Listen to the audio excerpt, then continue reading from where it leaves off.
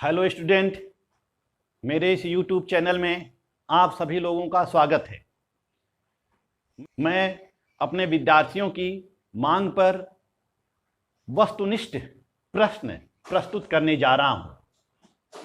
जैसा कि आप सभी लोग जानते हैं, गोरखपुर विश्वविद्यालय, लखनऊ विश्वविद्यालय, अवध विश्वविद्यालय, कानपुर विश्वविद्यालय में जो पहला प्रश्न पत्र है वह क्या है? वस्तुनिष्ठ है, बहुविकल्पी है, ऑब्जेक्टिव टाइप क्वेश्चन है। जबकि दूसरा और तीसरा प्रश्न पत्र डिस्क्रिप्टिव है। परंतु वर्तमान परिदृश्य में कोरोना काल को देखते हुए तीनों पेपर का एक ही प्रश्न पत्र तैयार किया गया है।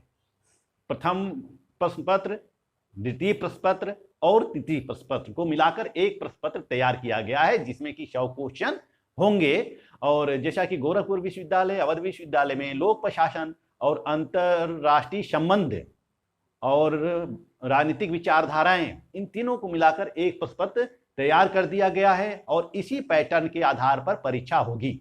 मैं आप लोगों के सुविधाओं को, परीक्षाओं को देखते हुए वस्तुनिष्ठ प्रश्न तैयार किया हूं। और यह जो वस्तुनिष्ठ प्रश्न है यह लोक प्रशासन और अंतरराष्ट्रीय संबंध पर होगा। मैं इस समय लोक प्रशासन के ऊपर वस्तुनिष्ठ प्रश्न तैयार किया हूं और स्लाइड के माध्यम से मैं आप लोगों के समक्ष रखूंगा। यह जो हमारा वस्तुनिष्ठ प्रश्न है जिसको मैंने तैयार किया है, यह केवल विश्वविद्यालय परीक्षाओं के लिए ही नहीं, बल्कि जितने भी हमारे साथी हैं जो प्रतियोगिताओं की तैयारी करते हैं, जैसे UGC NET, higher education, TGT, PGT, राजकीय डिग्री कॉलेज, राजकीय इंटर कॉलेज, जितनी भी तैयारी करते हैं उनके लिए, उन साथियों के लिए भी यह वीडियो मेरा बहुत ही उपयोगी होगा। तो आइए चलते हैं प्रश्नों की तरफ।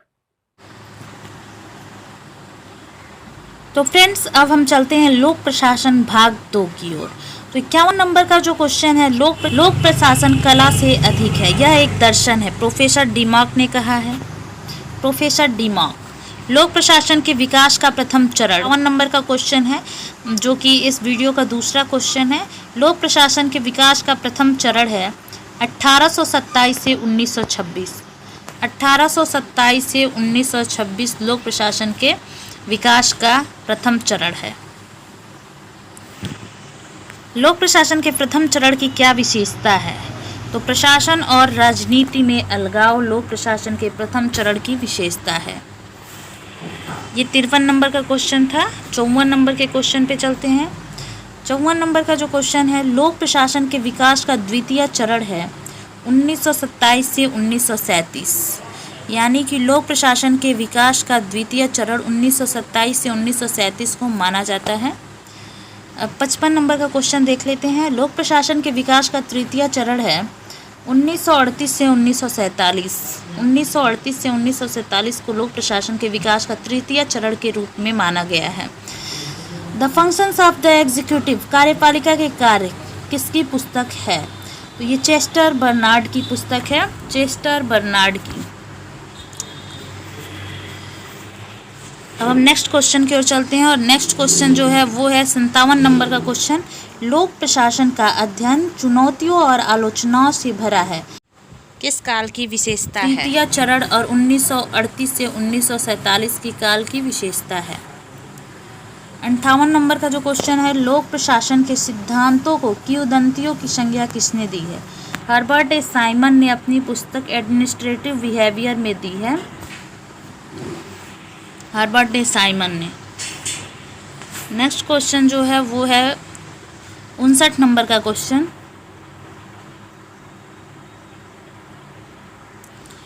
59 नंबर का क्वेश्चन जो है, किस चरण को लोक प्रशासन का संकट काल कहा जाता है? तो चतुर्थ चरण 1948 से 1970।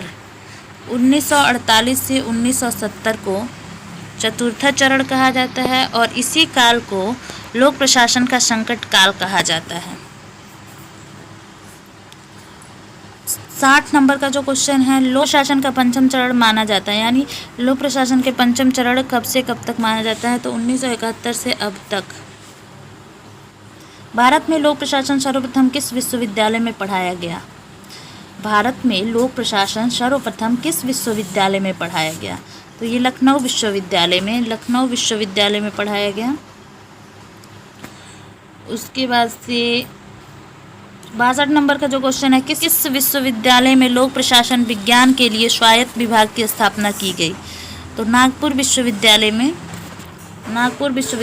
1949 में लोक प्रशासन विज्ञान के लिए स्वायत्त विभाग की स्थापना की गई। नेक्स्ट क्वेश्चन की ओर चलते हैं। ये 63 नंबर का क्वेश्चन है। वैज्ञानिक प्रबंध दृष्टिकोण के समर्थक हैं फ्रेडरिक टेलर।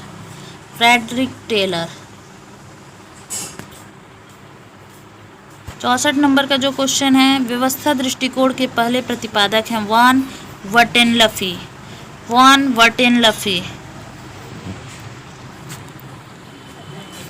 65 नंबर का जो क्वेश्चन है, व्यवस्था दृष्टिकोण की उत्पत्ति किस विज्ञान से हुई है? तो जीव विज्ञान से हुई है। व्यवस्था दृष्टिकोण की उत्पत्ति जीव विज्ञान से हुई है। नेक्स्ट क्वेश्चन की ओर चलते हैं, जो कि हम लोगों का 66 नंबर का क्वेश्चन है। पारिस्थितिकी दृष्टिकोण का प्रयोग सबसे पहले किस विद्वान ने किया? तो जॉन गाउस ने पारिस्थितिकी दृष्टिकोण का प्रयोग सबसे पहले किया था। 67 नंबर का जो क्वेश्चन है वो है, द फेड्यूलिस्ट किसकी रचना है? Professor LD.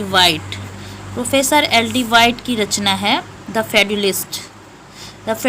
प्रोफेसर एल.डी. वाइट की रचना है। जेफरसनियंस किसकी रचना है? प्रोफेसर एल.डी. वाइट। ये दोनों क्वेश्चन का आंसर एक ही है, प्रोफेसर एल.डी. वाइट। 67 और 68 नंबर का आंसर एक ही है, प्रोफेसर एल.डी. वाइट। अब 69 नंबर के क्वेश्चन पे चलते हैं। Public administration and the United state apartment of agriculture किसकी पुस्तक है? गॉस एवं वालकट की पुस्तक है, public administration and the United state apartment of agriculture.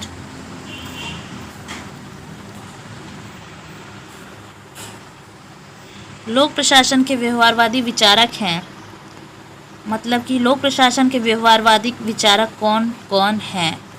तो हर्बर्ट ए साइमन हैं, डेविड ईस्टन हैं और रॉबर्ट डॉल हैं तथा कैटलीन हैं। 71 नंबर का जो क्वेश्चन है पूछ रहा है, कौन सा दृष्टिकोण संगठन को एक मशीन मानता है? तो यांत्रिक दृष्टिकोण संगठन को एक मशीन के रूप में मानता है।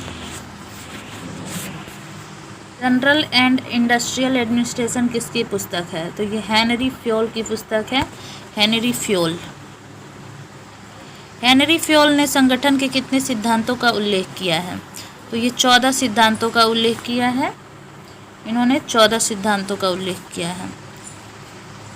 74 नंबर का जो क्वेश्चन है, सामाजिक मनोवैज्ञानिक उपागम के समर्थक हैं, यानी सामाजिक मनोवैज्ञानिक उपागम के समर्थक कौन कौन हैं?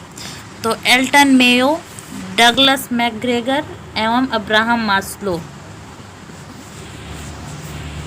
नेक्स्ट क्वेश्चन 75 नंबर का क्वेश्चन, ये 1943 में मानव अभिप्रेरणा का सिद्धांत किसने दिया? तो अब्राहम मास्को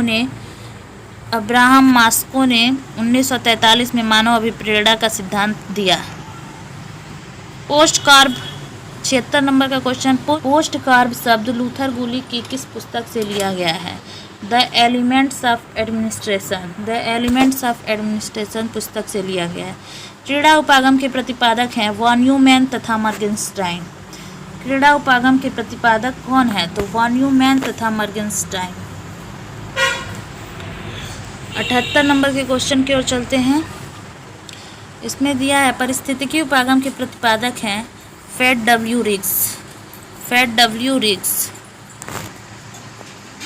79 नंबर के क्वेश्चन की ओर चलते हैं और इसमें पूछा गया है, रिग्स ने किस देश की शासन व्यवस्था का अध्ययन किया? तो थाईलैंड एवं फिलीपींस। नौकरशाही उपागम के प्रतिपादक हैं मैक्स वेबर। नौकरशाही उपागम के प्रतिपादक कौन है? तो मैक्स वेबर हैं, मैक्स वेबर। 81 नंबर के क्वेश्चन देख लेते हैं। नौकरशाही शब्द का प्रयोग किसने किया? 18वीं शताब्दी में विंसेंट डी गोर ने। विनिश्चय सिद्धांत के मुख्य प्रतिपादक कौन है? तो साइमन है, साइमन है। 83 नंबर का क्वेश्चन देख लेते हैं। अभिप्रेरण सिद्धांत के प्रतिपादक हैं, यानी अभिप्रेरण सिद्धांत के प्रतिपादक कौन है? तो कुर्ज एवं डोनेल।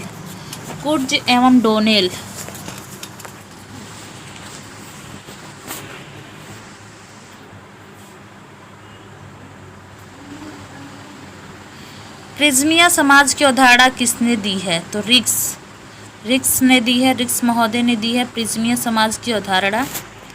85 नंबर का जो क्वेश्चन है वो है व्यवस्थावादी उपागम के प्रतिपादक कौन है? Chester Barnard. पूछा गया है व्यवस्थावादी उपागम के प्रतिपादक हैं, यानी कि कौन है? तो चेस्टर बर्नार्ड है, चेस्टर बर्नार्ड। पूछा गया है अनौपचारिक संगठन कोई बुराई नहीं है वरन एक आवश्यकता है, किसका कथन है? तो ये भी चेस्टर बर्नार्ड का कथन है, चेस्टर बर्नार्ड।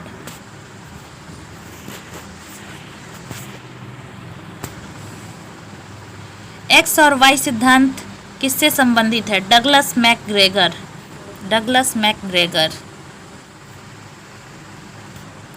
88 नंबर का जो क्वेश्चन है परिसीमित तार्किकता मॉडल किस विद्वान की देन है? हर्बर्ट ए साइमन की देन है। 89 नंबर का जो क्वेश्चन है किस विद्वान को प्रशासन एवं प्रबंध के सिद्धांत का जनक कहा जाता है?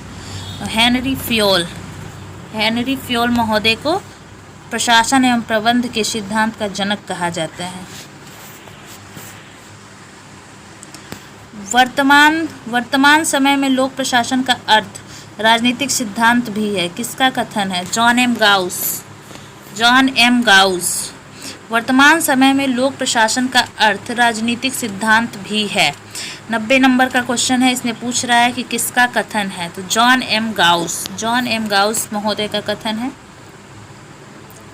91 नंबर का जो क्वेश्चन है किसका कथन है प्रशासन के विद्यार्थी राजनीतिक सिद्धांत के लाभ उठाते हैं तथा वे स्वयं ही राजनीतिक सिद्धांत में संगठन करते हैं? प्रोफेसर वाल्डो महोदय का कथन है। अब चलते हैं 92 नंबर के क्वेश्चन पे। इकोलॉजी ऑफ एडमिनिस्ट्रेशन किसकी रचना है? तो हर्बर्ट ए साइमन महोदय का रचना है, हर्बर्ट ए साइमन। सहकारी व्यवस्था माइल किससे संबंधित है? Chester Barnard. 94 नंबर का जो क्वेश्चन है संगठन के आधार में 4P किससे संबंधित है? लूथर गुलिक।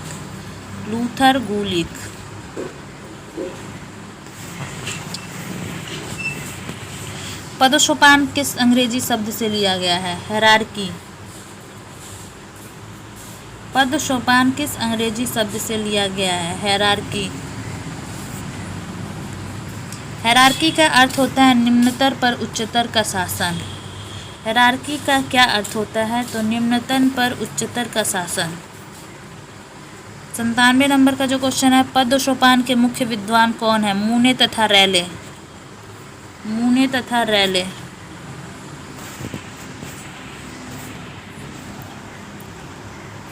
गैंग प्लांक का सुझाव किसने दिया? Henry Fayol. गैंग प्लांक का अर्थ क्या होता है? स्तरों को लांघना। पदसोपान के संदर्भ में किसने कहा था यह एक धागा है जिसके द्वारा विभिन्न हिस्से सिले जाते हैं? MP शर्मा ने कहा था। धन्यवाद।